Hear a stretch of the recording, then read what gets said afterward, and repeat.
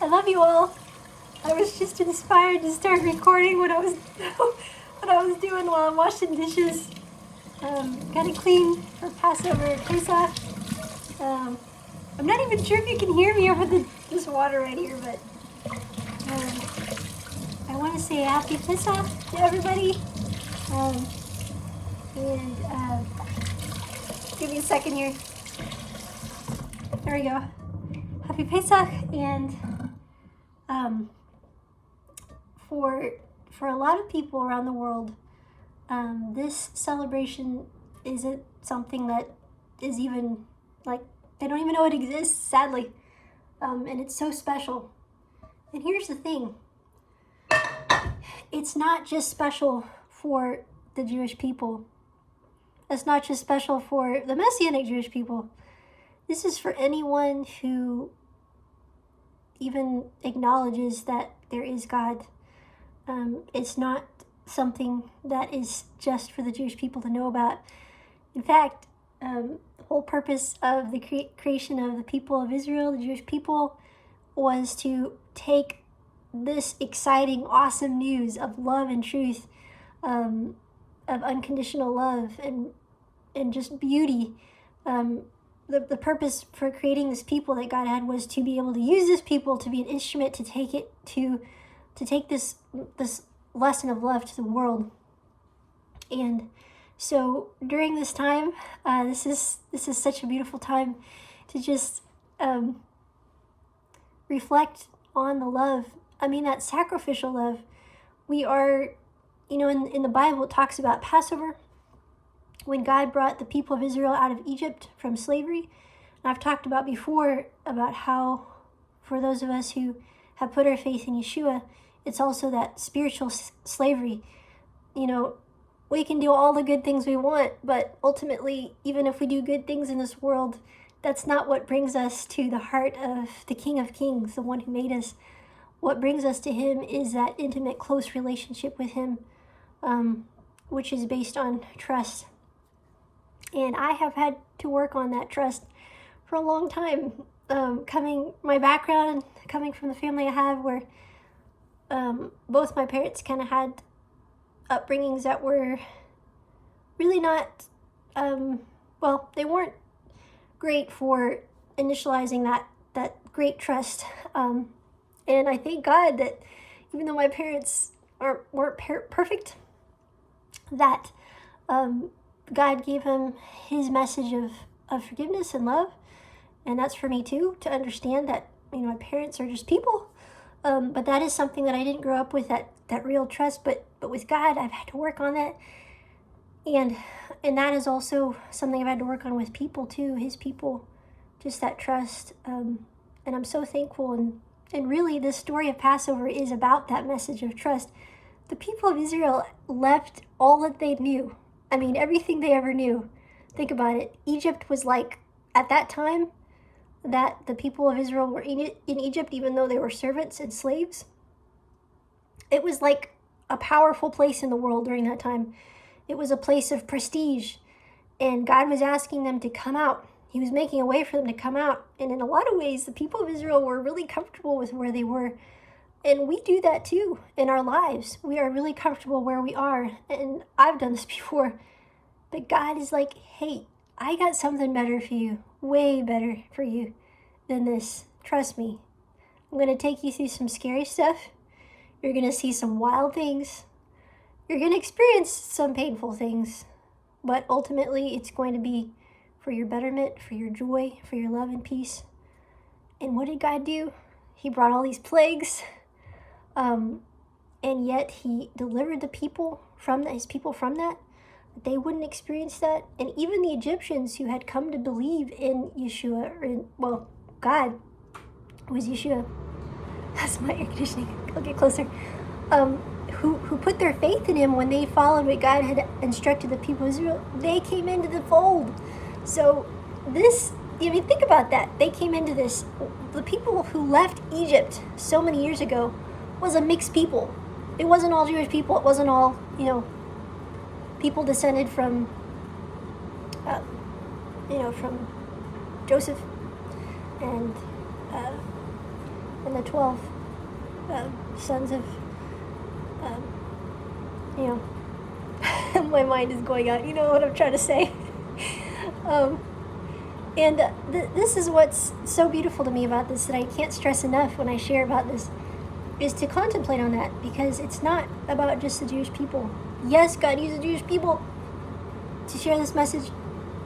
Now, Yeshua himself became the Passover lamb, because what we could not do in our physical bodies, we're not perfect, we keep failing.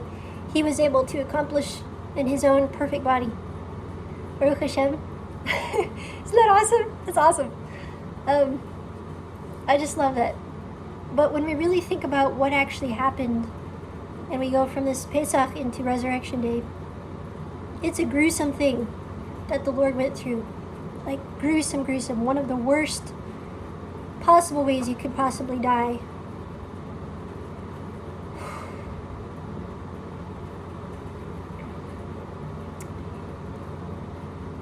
And while he died for us, not one of us was not on his heart and mind. Not one of us was not. Each one of us was on the heart of God when he gave his life for us, when he writhed in this pain. And yet it delighted him so to know that he would make a way for us to be one with him again. And we make it seem like such a big deal when we can't do this or we can't do that when we come to follow the Lord. I don't know about you, beloved, but to me it's a celebration, because how little it is of him to ask us to just obey him and trust him compared to what he's done for us. I mean, to try our best to walk in his ways, how simple, how small is that compared to the vastness of his love and what he's done for us. And, I think about how God has blessed me with this channel, and all of you who have encouraged me over the years. I'm not worthy. I'm not, but that's just it. We're never supposed to see ourselves as worthy, not to see ourselves as not well, but we're supposed to understand this incredible gift of just mercy. That is the glory of God, is his mercy. That's it. So, if you have a congregation that is about to celebrate Passover, or one that doesn't even know about Passover, be bold. I'm telling this to myself as much as I'm telling it to you. Be bold as a lion, because the day of our Lord does draw near. It's the stuff going on in the world. It's not a coincidence. There's stuff I wanted to see done in my life, and I'm going to work for those goals and things. But the urgency of sharing him, I just realize is so much more now than ever before. So, on that note, before I let you go, I want to show you guys the beautiful painting that I did. I think it's one of my greatest works.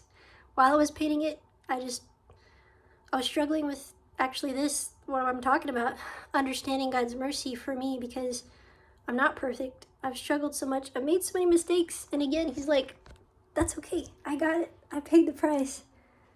And that's the sort of love that just gives me tears. So here's my lion.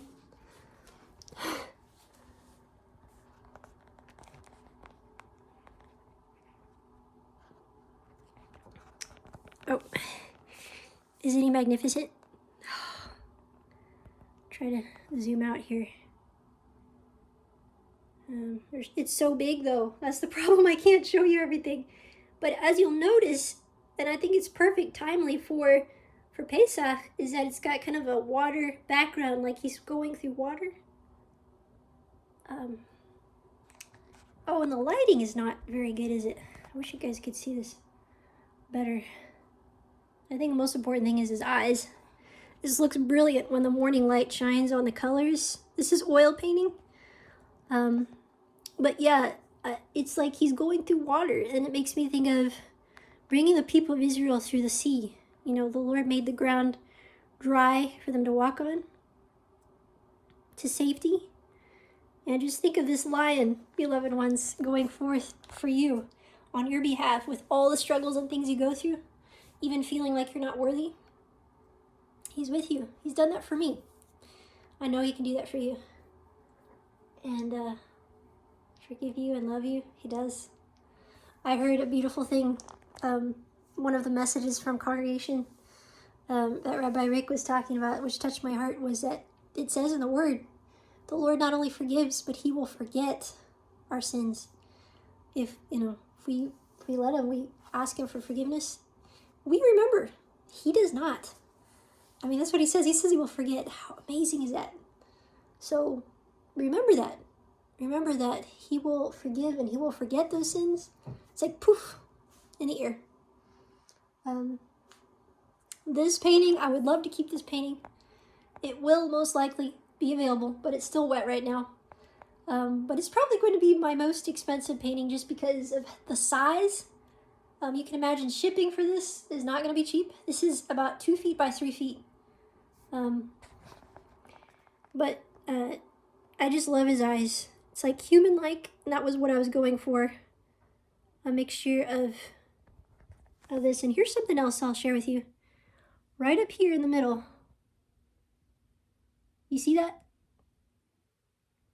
It's a shin. The letter shin, which is the Hebrew letter that represents God on his forehead. I haven't told anybody that, but now you guys know. It's kind of hidden in there. I just saw last night was so cool in the sky, the letter shin. And I just had a lot on my mind yesterday, and so I thought it was significant. I was like, oh, God, you're so good teaching me, sharing this with me again. Just reminding me that he's always with me. That's what God does. God talks to us that way. So whenever you think God is not close, he's not talking to you. And I know the world thinks it's kind of crazy when we talk like that, but he does. We know he talks to us, right? When he talks to you like that, in ways like that, be listening, be ready, because sometimes he does. For signs and wonders in the sky and in the sea and all that he has made. That's how he speaks to us. Love you all. Again, happy Passover, happy Pesach. And if I don't get a chance to put out another video, happy Resurrection Day. And shalom, shalom, Shabbat shalom, Chag Sameach. Amen.